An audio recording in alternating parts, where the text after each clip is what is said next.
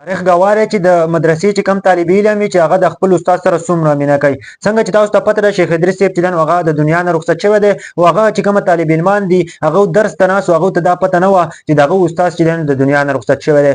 استادان چې دی د دې نه خبر وو چې شیخ ادریس صاحب چې دی هغه د دنیا نه رخصت شوی دی او هغه طالب علمان چې دی هغه په انتظار باندې وو چې شیخ ادریس صاحب راځي او هغه به موږ ته درس کوي. او بل طرف ته چې استادان په انتظار باندې وو. تقریبا 18 امبولانس چې دی د مدرسې مخې ته راغوښتلې چې هغه ته مخکې پته وه چې دا چې د شیخ ادریس صاحب سره د دې طالب علمانو څومره مینه ده. دغه نه پس چې استادان راځي او دغه شاګردان ته وایي چې شیخ ادریس صاحب چې هغه د دنیا نه رخصت شوی. دغه نه پس چې 68 کسانو چې هغه بېهوشه شي او په دغه امبولانسو کې چې بیا هسپتال ته وړي. تاریخ ګواه ده چې د مدرسې چې کوم طالب علم وي هغه د خپل استاد سره څومره مینه او محبت کوي. دغه شاګردان چې د خپل استاد نه خبر هغه چې په کومه جړه باندې جړل تاسو سوچ هم نشئ کولی. ملګرو ما ویډیو کته کنه تاسو به هم چې په جړه مجبوره کی چې یو داسې هستي چې هغه د دنیا نه رخصت شوله کنه چې تاسو سوچ هم نشئ کولی. شیخ ادریس صاحب چې 5:30 بجې باندې جنازه وه او دغه جنازه هم شوې ده.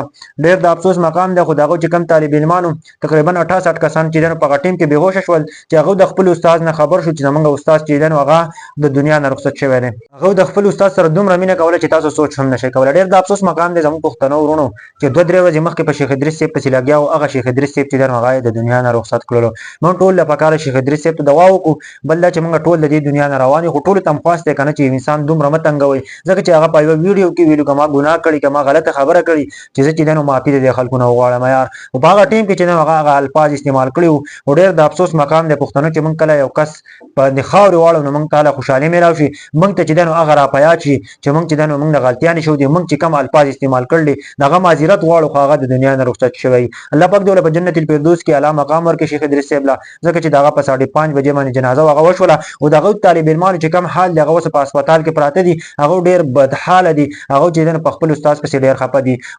کم کس ویډیو چې ما کته هغه وایي ما چې د کسان سره رابطه وکړله هغه وایي طالب علمان چې د دې نه و خبر هغه چې د تدریس چې کومه دی نو هغه دغه انتظار باندې و درس دپاره چې خپل کوششونه کول او دغه د ترتیب یې برابراو. هغه ته دا پته نه وه چې زموږ استاد چې دی هغه د دنیا نه رخصت شوی دی. هغه بل چې زموږ استاد راځي موږ ته به درس کوي او هغه نه چې دی مخکې هغه د دنیا نه رخصت شوی و چې استادان ته مخکې پته وه چې دې چې د استاد سره څومره مینه ده او څومره مینه محبت دی نو ځکه چې 18 امبولانس یې راوستې وې هغه د مدرسې مخې ته ودرولې وې.